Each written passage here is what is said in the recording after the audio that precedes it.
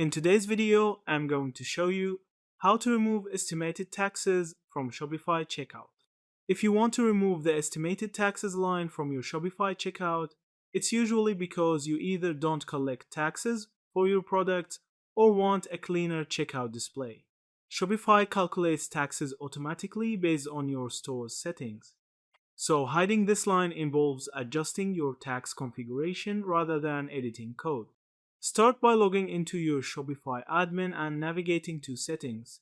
From these options, click on Taxes and Duties. Here you'll see a breakdown of tax regions where Shopify automatically calculates tax rates. If you don't want Shopify to display estimated taxes, you can either disable automatic tax calculations for the regions you sell to, or ensure that your products are marked as tax exempt. For product level control, go to Products, select the product you want to adjust, and scroll to the Pricing section. There, you can uncheck the box that says Charge taxes on this product.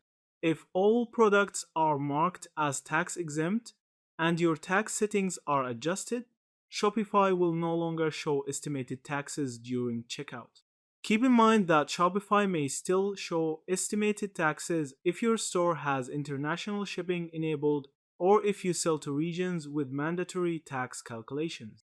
In those cases, removing the line entirely may require either limiting your shipping zones or contacting Shopify support for guidance.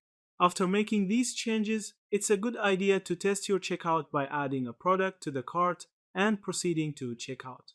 If everything is configured correctly, the estimated taxes line should no longer appear, giving your customers a simpler checkout experience. Yeah, that's it. Thank you for watching this video.